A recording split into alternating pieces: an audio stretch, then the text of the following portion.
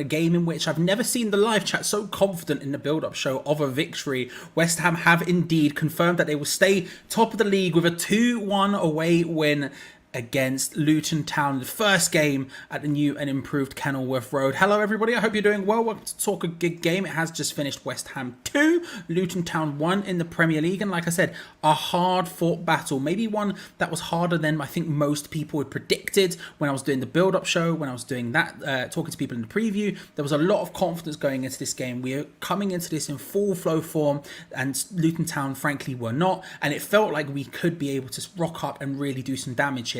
And it didn't quite work out that way, but more importantly, we did get the win in the end despite all of that. It started off first half in a way where I wasn't quite sure how it was going to go. I felt like we were going to still continue to play the Moyes ball style that we have been doing. I felt like this season was going to be pure Moyes ball, no stress, no nothing. It was just going to be pinging it out from the back, sitting deep, all of that stuff. But ultimately, we did try and play the ball around a bit. We did try and control possession a little bit more. We were trying to bait them out of their defensive stance, because Luton, like we usually are a team who are very comfortable sitting deep at the back, a team who are very comfortable not relaxing, but playing within themselves and allowing us to have all of the possession, and they were doing that. And at one point we had 72% possession in that first half, something we have never seen under David Moyes, and that's because we were playing it out from the back to the defenders were passing it around amongst each other, we were playing it to James Ward-Prowse, playing it out to Emerson, really trying to draw them in, sucker them into something, which they just didn't do. Luton were really good in that first half of maintaining their shape in a game in which I felt like the pressure could have got to them, it being the first Premier League game at Kenilworth Road, new and improved. Huge situation for them to be in. Huge game for a lot of these players, people who have come up, some of them like Pelly Radakampanzu, who have come all the way from the conference to the Premier League with Luton Town. It could have imagined a situation in which they would have got suckered into it, stressed into it, and yet they didn't do that. They were really good at it, and it sort of made us look a little bit silly, because a lot of the time we were just passing it left and right amongst ourselves, not trying to do anything too much, not trying to step out, not trying to, or not able to break them down, I should say. However, eventually that did come. It felt like for a long period of time it wasn't going to, but in the chat on the watch along I was saying, do you know what? As much as Luton Town are doing well here, I feel like they didn't have a level to step up from, where I felt like they were playing really well, but I felt like we had levels to step up. And what happened was Edson Alvarez comes away from the ball. He had a really strong performance today, by the way. Comes away with the ball, steps towards them. 1-2 with James Ward-Prowse, initially takes it past one man. 1-2 with Jared Bowen, takes it past another, and puts himself in a really awkward position for Luton Town to defend. They're five at the back, sort of sitting deep. They have Ross Barkley sitting there trying to just stop the ball from getting forward. The ball ends up coming out to Paquetá. Emerson makes an outside run, again just dragging people out. And you can see Ross Barkley pointing at Emerson, but not really going to him. You can see them just standing off, and that just allows Paquetá to stand up, look up. He sees Jared Bowen towards the back post, shapes it. Beautiful cross in, nice curved, perfectly placed. Jared Bowen gets a header on it. Not a header he's ever going to write home about. Not a strong header, not a convincing header. It ends up, if we're being honest, going straight at Kaminsky, the goalkeeper, but he fumbles it into his own net just under a little bit of pressure. It's in an awkward space for him to catch it, and it ends up being 1-0 to West Ham. A beautiful situation for us. And at that point, towards half-time, I'll be honest with you, I would have said I don't think either team maybe deserved to be ahead at half-time, but we were because of that. And when you do get two defensive teams like that, it can often just sort of come down to one little thing like that. That one little bit of brilliance from Edson Alvarez to come forward and drag people away, that little bit of brilliance for Emerson to make the outside run to drag people away, and that little bit of brilliance of Paquetá to look up, see the run, curve it in perfectly, place it into those positions. It can often take those little moments in a game with two defensive sides to decide it, and at half-time it did do that. Despite the fact I didn't feel like we deserved to be ahead. I didn't necessarily feel like they did either, but I did feel like they were the better side, and I was really impressed how the occasion didn't get to them too much, and in a way that I had expected it to.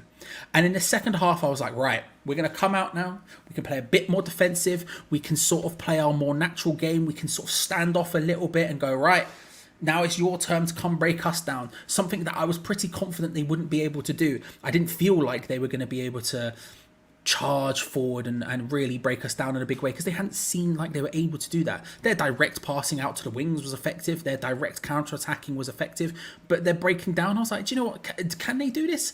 I'm not sure they can, because at Moyes at our best, not last season, we were certainly nowhere near our best last season, but the season before that, we'd been able to keep teams like Manchester City out. So if we're sitting doing this against Luton Town, I feel like we should be able to do it.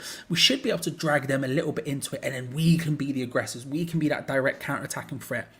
And although we were better in the second half, I don't think like we were lightning. I don't feel like we were incredible. We weren't some all-conquering team, but we were certainly better, and better enough to where it felt a lot more comfortable. Second half, game keeps going on and on. Pablo Fornals ends up coming on for Ben Rama at one point, who I'll talk about later, but not the best performance he's ever had. And eventually, we see a corner. At this point, Danny Ings has come on for Mikel Antonio. They've made a bunch of substitutes instead of including one forced sub. And James Ward-Prowse takes the corner, whips it in. And I tell you what, he's had a lot of corners before this moment in the game. Had 4 or 5. All of them have been whipped in really well, put into really nice positions, but we just haven't been battling for them. We just haven't been trying to win them for some reason. I don't know why, but it just hadn't been happening. And yet, when it came down to it, big header from Kurt Zouma. He gets away from his man. He's standing at the back of the corner train, when everyone's lining up in a line. Finds the space, no one even remotely marking him. Rises up well, and this is a much better header. Whereas Jared Bowens was directly at the goalkeeper and maybe a little bit fortunate to go in. This is as clean as you like. This is a textbook header. He rises up like a man mounting above everyone, heads it down towards the floor. It bounces in off the post. Beautiful stuff from Kurt Zouma, makes it 2-0. And at that point, I said out loud on the stream, that's it. I said in the preview before, I said on the stream before, I could see Luton Town getting a goal, but I certainly couldn't see them getting 2. And at that position when we're 2-0 up, I go, right, we've got this. Because there's always that little bit of nerves when you're only 1-0 up against a team like Luton, who, again, I continuously have stressed are traditional West Ham stumbling blocks. And I know we're not starting this season like we're a traditional West Ham, but traditionally they are a team who we would stumble up against. And so when you're 1-0 up, you're like, all it takes is that little bit of magic I was talking about from Paquetá, but instead this time it'd be from maybe Ross Barkley, from Carlton Morris up front, who's consistently making himself difficult. Maybe him and Adebayo link up for something.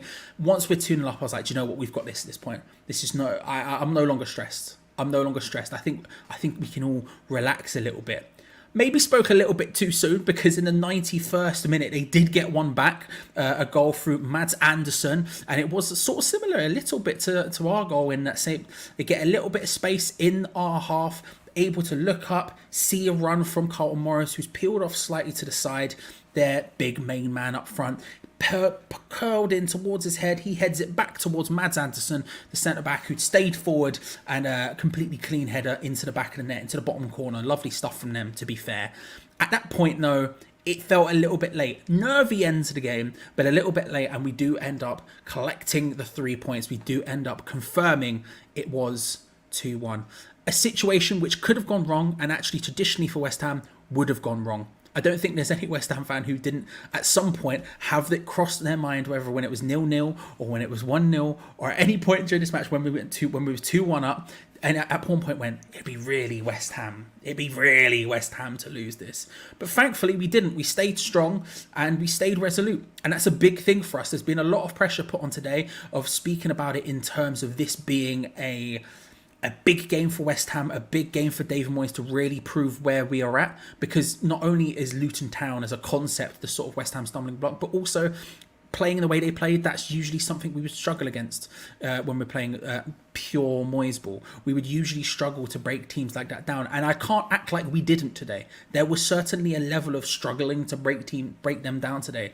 It wasn't a class performance in that sense, but when you do have the likes on the pitch of Paquetá, James Ward-Prowse, Ben Rama, Bowen, when you do have these players all together, you can just see how it's that little bit easier. 2 years ago, we didn't have that. Well, we had some of that. We had Antonio, we had Bowen, we even had Ben Rama at some stage, but we didn't have the players behind that. We would have, Fornals, Souček and Declan Rice, and this is Declan Rice years ago as well, not Declan Rice now.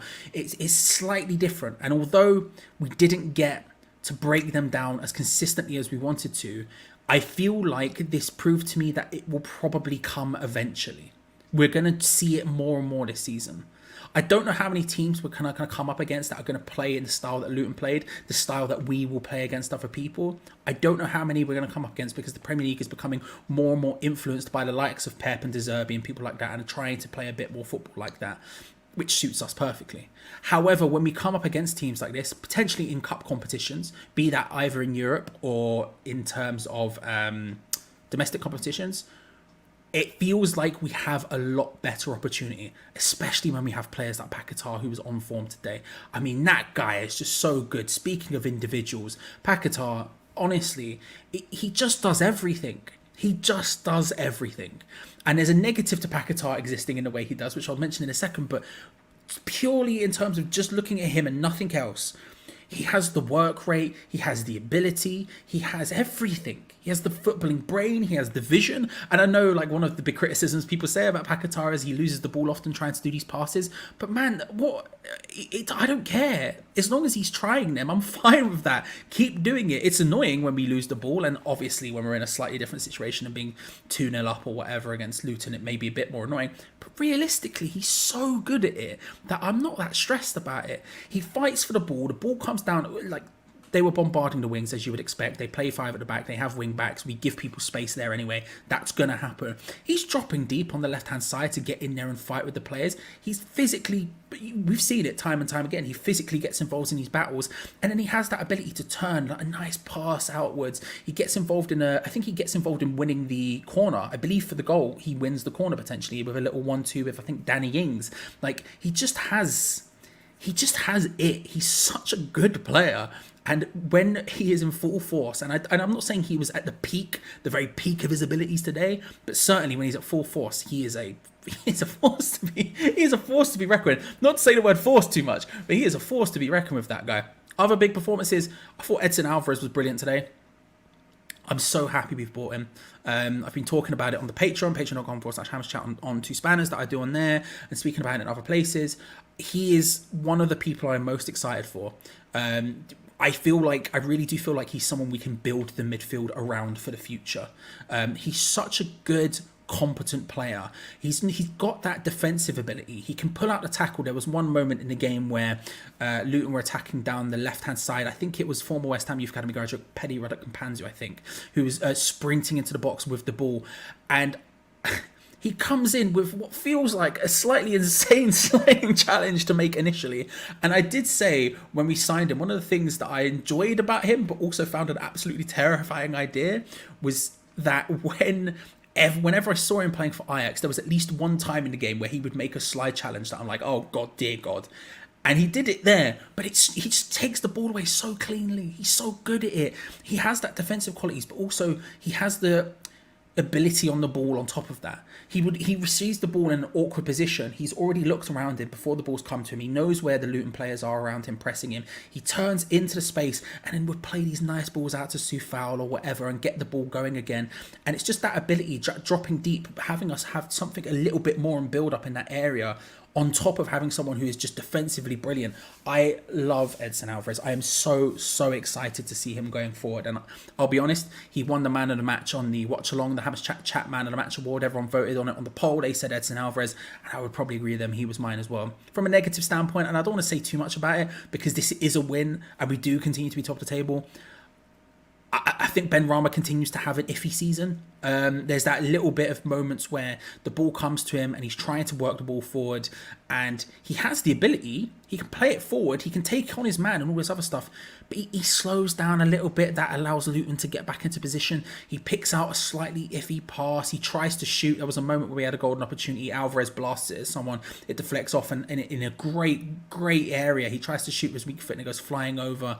And it's just those little moments that make Ben Rama such a frustrating player to watch, because he does have it. He very clearly has it. He has the ability, he has the vision to do these things, but it is just those brief, lucid moments where instead of this being a comfortable victory where we've had a couple of really good counter-attacking goals, it wasn't as much. And in a game where it is as tight as it was today, you don't want someone who's going to lose out in those areas. You don't want someone who's going to make those wrong decisions, because they're going to come few and far between. And this wasn't a game where, You know, there were copious amounts of chances for everyone. And it's those moments which make it just slightly more frustrating. Slightly more frustrating. Other things to mention, Kudus did come on. It was for a late moment, unfortunately. It wasn't as much time as maybe we would all want him to see. I do think he'll be slowly dripped into the side, not necessarily because of the way Moyes views players and the way he does these things, although potentially that, but also because we don't necessarily need him to be shoved in. You know, we don't really have a starting position for him. Paquetá was brilliant. Bowen had a really good game. Antonio did well again today. So we don't really have a starting position for him. And I know maybe we would talk about the left, but that's not really somewhere he's played. So there is that. And I think actually, although it was left very late today, maybe too late, 91st minute, something like that, 92nd minute when he actually came on. Look, realistically, having an option like that off the bench is going to be really strong for us for a while. And actually, I think it will be a situation where we'll pick and choose his games, pick and choose his minutes going in towards when we're going to be playing Europe, when he's going to be getting significantly more starting time. Didn't really do much when he came on, ran down a couple of opportunities, got a couple of touches, but didn't really do much with it. Nothing to write home about, but I'm incredibly excited when that eventually happens. And then the other thing, I guess I should mention it, I've sort of breezed over it. There was a call towards the end of the game, which potentially could have been a penalty against us. We're defending for our lives at 2-1. We're sitting deep. A corner gets played in. I can't remember who goes up for it. I think it's Zuma, one of their players.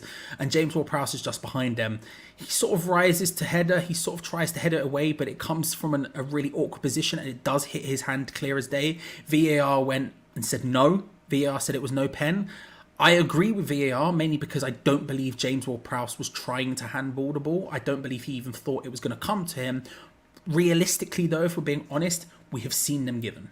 We've 100% seen them given. And in that scenario, it wouldn't have surprised me if he got given again today. But ultimately, VAR said no. And that's the way these things crumble sometimes. We've had VAR go against us in some of the most insane positions before. These things happen. It just is the way it is. Personally, I think it's wrong, but we move. We move. There's nothing that can be said about that. However, ultimately, it comes down to it. Did Luton Town deserve to win? I don't think they did. I think they were all right. I think they were decent. I think they're better than some of their parts. And I think there's certain things you saw with their performance today which could lead us to go, actually, I don't think they're as easy candidates to go down as everyone thinks they are. But ultimately, we continue our good form. That's the important thing. Some really strong performances in 2-1. And we go into the international break now on top, and I cannot stress how happy I am about it. A potential banana skin, the usual sort of banana skin we would fall up on, and we didn't. We stayed strong and we got the win. You absolutely love to see it. Thank you very quickly to Stephen Dyatt, Charlie Hatson, thank you very much, so very kind of you to say, and to Susan as well for all your hard work, lady. Massively appreciate it. Thank you very much. The super chats help us absolutely ginormously on this channel, as do like, so make sure to like the video if you haven't already. Subscribe if you're new around here, because we're the most consistent West Ham fan channel when it comes to matchday stuff. When it comes to watch alongs, I've only missed 3 in 4 seasons. 3 in 4 seasons, that's it. We are here every single time, build up, watch along, review, all that good stuff, and hopefully we should be back to normal in the near future, in the next couple of days. But thank you all for watching. Massively appreciate it. West Ham maintain their record. We continue to win. 2-1 is the final score. Banana skin avoided. And into the international break where we can relax and just enjoy being top of the league and being great and just being massive. We're massive once again, everyone. I've said it before. I say it again. We're flipping massive. Enjoy yourselves. Come on your irons, everyone. And I shall see you next time. Cheers, everyone.